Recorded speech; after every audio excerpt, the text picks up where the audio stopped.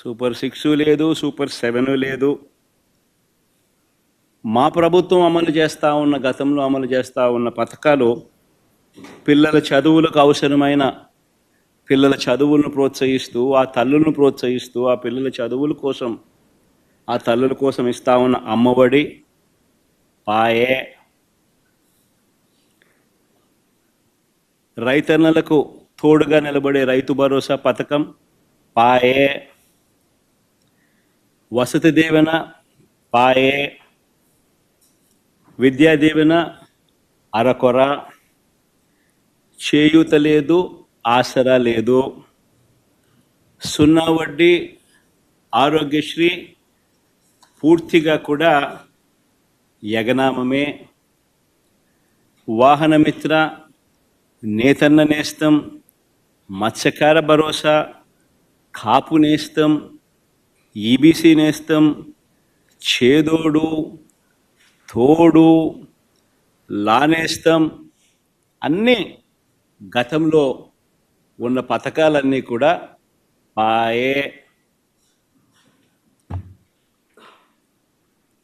పిల్లలకు ట్యాబులు ఇచ్చే కార్యక్రమం కూడా పాయే.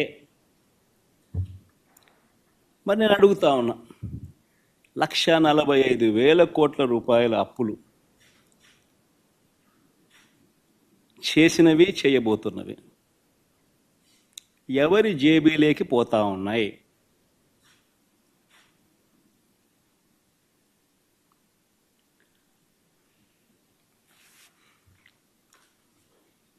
ఈ 9 నెలల కాలంలో పోనీ ఉద్యోగాలు ఎంతమందికి ఇచ్చారు, ఉద్యోగాల పరిస్థితి ఏమిటి అని కూడా కాస్త ఒకవైపు అటువైపు చూస్తే, ఒక్క కొత్త ఉద్యోగం ఇచ్చిన దాఖలాలు లేవు, కానీ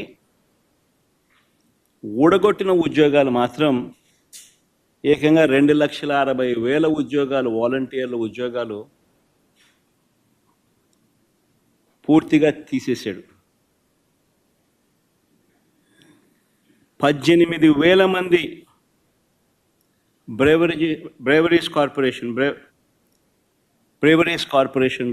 18,000 మంది వాళ్ళ ఉద్యోగాలు పాయే. 2,60,000 మంది వాలంటీర్ల ఉద్యోగాలు పాయే. బ్రేవరీస్ కార్పొరేషన్లో మరో 18,000 ఉద్యోగాలు పాయే. ఫైబర్ నెట్, ఏపీఎండిసి, ఫీల్డ్ అసిస్టెంట్లు, వైద్య ఆరోగ్య శాఖ, ఇలా ఆయా విభాగాలలో వేల సంఖ్యలో ఉద్యోగాలు పూర్తిగా తీసేశారు. ఇవన్నీ ఒక ఎత్తున గ్రామ వార్డు సచివాలయాలలో సైతం పనిచేస్తూ ఉన్న ఉద్యోగస్తులను కూడా, వారిని కూడా సచివాలయాల నుంచి వాళ్ళందరినీ కూడా డిస్లొకేట్ చేసి గవర్నమెంట్ రంగంలో మిగతా డిపార్ట్మెంట్లలో ఎక్కడైనా వేకెన్సీస్ ఉంటే అక్కడ వాళ్ళని సరిదీసే కార్యక్రమం మొదలెట్టాడు. సో ఆ ఇచ్చే ఉద్యోగాలు కూడా పూర్తిగా కుదించే కార్యక్రమం. వాలంటీర్లను అయితే ఎలా మోసం చేశాడో మనం అంతా చూసాం. ఎన్నికలకు ముందు వాలంటీర్లకు 10,000 జీతం అన్నాడు. 10,000 బాయ, వాలంటీర్ ఉద్యోగం ఉన్నది బాయ. పోనీ ఉద్యోగస్తులనైనా అంత బాగా చూసుకున్నాడంటే వాళ్ళను మోసమే. ప్రభుత్వం వచ్చిన వెంటనే ఆయన మేనిఫెస్టో ఒకసారి చూస్తే, ఆయన మేనిఫెస్టో ఆయన ఇచ్చిన 143 హామీలు, ప్రభుత్వం వచ్చిన వెంటనే అయ్యారన్నాడు. ఇంటరిమ్ రిలీఫ్ ఇంతవరకు 9 నెలలు అయింది. రూపాయి పెంచింది, రూపాయి ఇచ్చి పుణ్యం కట్టుకున్న పాపాన పోల. 9 నెలలు అయిపోయింది. ఉద్యోగులకు మెరుగైన పిఆర్సీ అన్నాడు. ఉన్న పిఆర్సీ చైర్మన్ బలవంతంగా రాజీనామా చేయించారు. కొత్త పిఆర్సీని ఇంతవరకు వేయాల. అయ్యారు ఇవ్వాల. 1వ తేదీనే జీతం అన్నాడు. 9 నెలల కాలంలో ఒకే ఒక నెల ఇచ్చాడు. మిగతా 8 నెలల్లో నెలలో 1వ తారీఖున జీతాలు ఇచ్చాడు చంద్రబాబు గారు? చెప్పండి.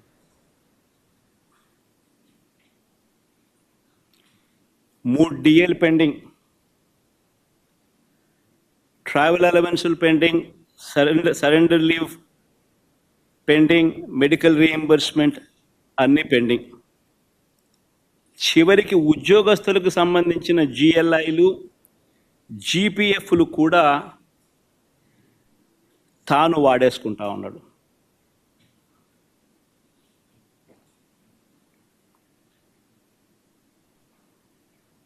ఈరోజు రాష్ట్రంలో పరిస్థితి ఇది. విధ్వంసం, ఆర్థిక విధ్వంసం అంటే ఇది. మరోవైపున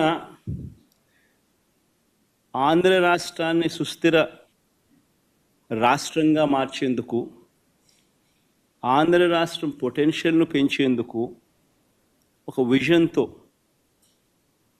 రాష్ట్రానికి తన సొంత వనరులు పెరిగేలా శాశ్వత ప్రాతిపదికన రాష్ట్రం మెరుగ్గా ఉండేందుకు పోర్ట్ బేస్డ్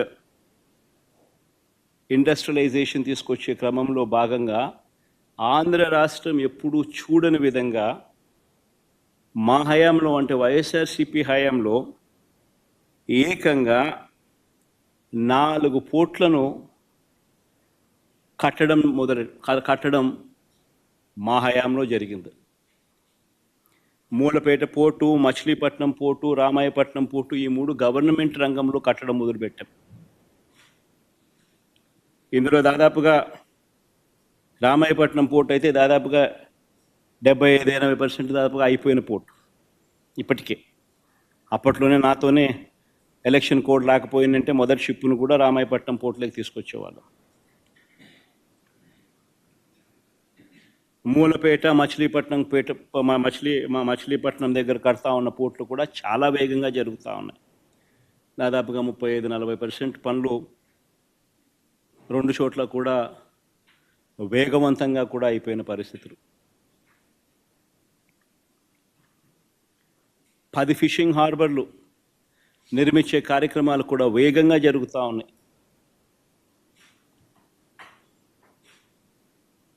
అందులో 1-2 నా హయాం మన హయాంలోనే ప్రారంభోత్సవం కూడా చేసాం. ఇంకొకటి మన హయాంలో పూర్తయింది, ఎలక్షన్ కోడ్ వల్ల మనం చేయలేకపోయినాం.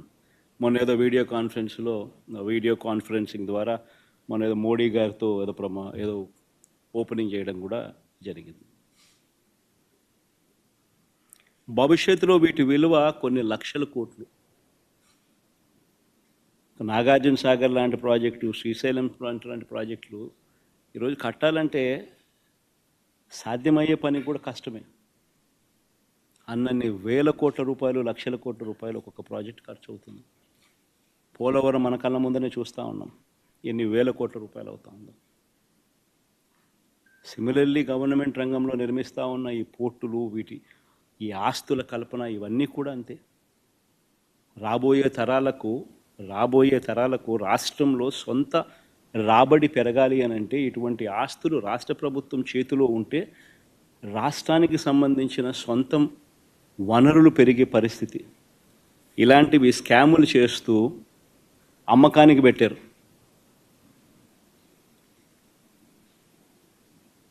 ఆల్రెడీ ఫైనాన్షియల్ టైఅప్ అయిపోయి ఉన్న ప్రాజెక్టులు ఇవన్నీ. ఎవరు దీనికోసం ఫైనాన్సెస్ కోసం ఎతకాల్సిన పనుల. ఆల్రెడీ డబ్బులు వచ్చి బ్యాంకుల్లో కూర్చొని, డబ్బులు వచ్చి మ్యారిటైమ్ బోర్డ్ అకౌంట్లో కూర్చొని ఉన్నాయి. బ్యాంకులు ఆల్రెడీ టైఅప్ చేస్తున్నాం. ఊరికి డబ్బులు డ్రా చేసుకుంటా కంప్లీట్ చేసేస్తా పోతా అంటే ఈ సంవత్సరంలో రామాయపట్నం పూర్తిగా ప్రారంభోత్సవం చేసేయచ్చు. మిగతాది వితిన్ 1 ఇయర్లో, వితిన్ 1.5 ఇయర్లో మిగతా 2 కూడా పూర్తయిపోతాయి. ఫిషింగ్ హార్బర్ల పరిస్థితి అంతే. అయినా అలాంటివి అమ్ముతున్నారు స్కాములు చేస్తూ. 17 మెడికల్ కాలేజీలు మేము కట్టడం మొదలుపెట్టాం. మన రాష్ట్రానికి ఉన్న biggest problem is tertiary care. ఈ టెరిషరీ కేర్ అన్నది మన రాష్ట్రం హైదరాబాదు, బెంగళూరు, చెన్నై వంటి రాష్ట్రాలు, పెద్ద పెద్ద నగరాలు మనకు లేనందువలన టెరిషరీ కేరు మన ప్రజలకు జిల్లా హెడ్ క్వార్టర్స్లో అందుబాటులోకి తీసుకొని రావడం కష్టం. ప్లస్ హైదరాబాదు, బెంగళూరు, చెన్నై వంటి నగరాలు మనకు లేనందువలన ప్రైవేట్ పెట్టుబడులు ఉత్సాహంగా